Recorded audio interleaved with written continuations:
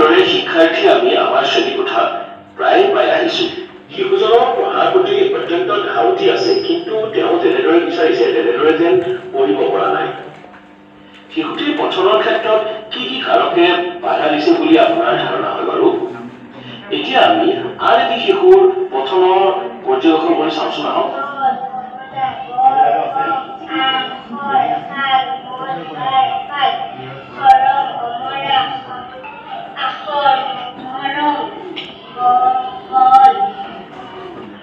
Context চিন্তা কৰকচোন, দুয়োৰে পঠনৰ মাজত কি কি পাৰ্থক্য দেখা পালে বাৰু? এই বৈসাদৃশ্যৰ অন্তৰালত কি কথা লুকাই আছে বুলি আপোনাৰ ভাৱ হয়? আপুনি নিশ্চয় বুজিব পাৰিছে যে এয়া ডিকোডিং অৰ্থাৎ পাঠোদ্ধাৰৰ এক সমস্যা। অৰ্থাৎ পাঠোদ্ধাৰৰ সমস্যা হলে শিশুসকল পঢ়া শুনাত বা সাৱলীলভাৱে পঠনত বাধাগ্ৰস্ত হয়। আমি সকলোৱে জানো যে ডিকোডিং বা পাঠোদ্ধাৰ হৈছে ধ্বনি আৰু সংশ্লিষ্ট প্ৰতীকৰ সংযোগ স্থাপন কৰি লিখিত শব্দ এটা উচ্চাৰণ কৰাৰ দক্ষতা। শিক্ষাৰ্থীয়ে একোটা আখৰ আৰু সেই আখৰে চিনাক্ত কৰা ধ্বনি আয়ত্ত কৰিব পাৰিলে পঠনত দক্ষ হৈ উঠে। পঢ়িবলৈ শিকাৰ বাবে ই এটা অপৰিহাৰ্য কৌশল। এই কৌশলৰ সহায়ত শিশুৱে চিনাকি শব্দবোৰ সোনকালে চিনি পায় আৰু আগতে দেখা নোপোৱা শব্দবোৰো মাতিব পাৰে।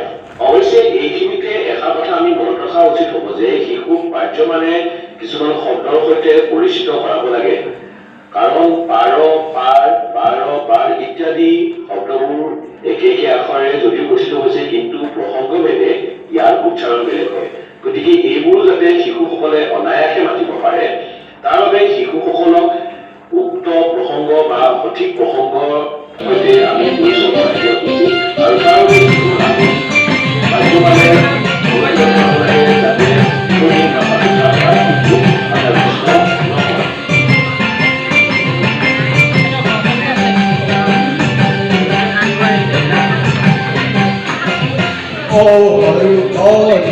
Mugari hapili sahabiku padeko potol morom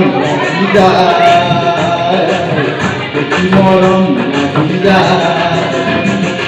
oh mugari hapili sahabiku padeko potol morom nagida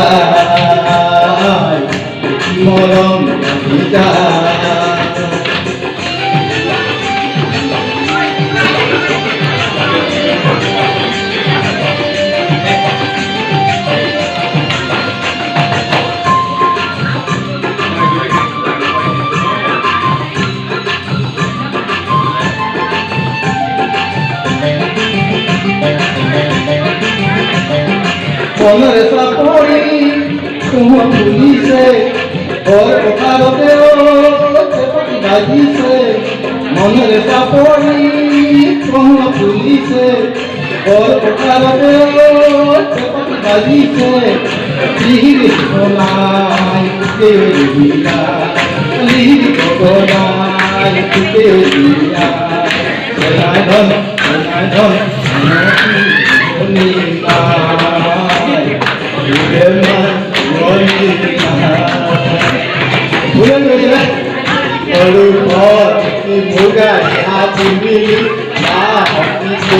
subscribe cho kênh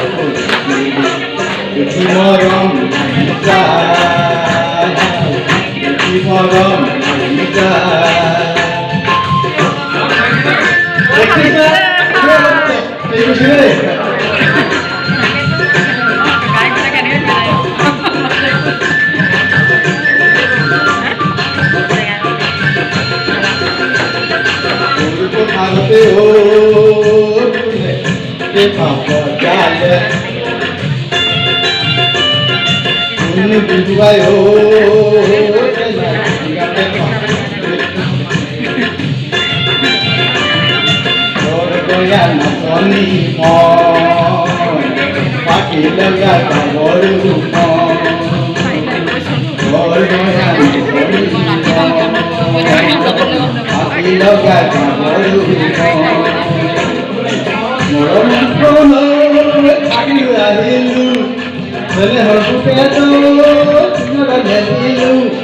মরমটি কোন ঠাকুরি আহিলু হটুকেতো চিনল মেলিলু ও দিনে পানে লরে কুকিলু ও দিনে পানে লরে কুকিলু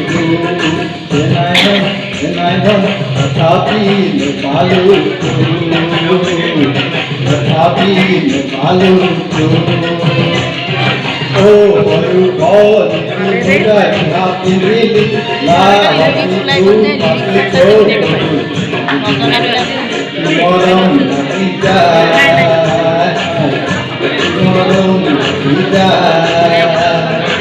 ও বাণী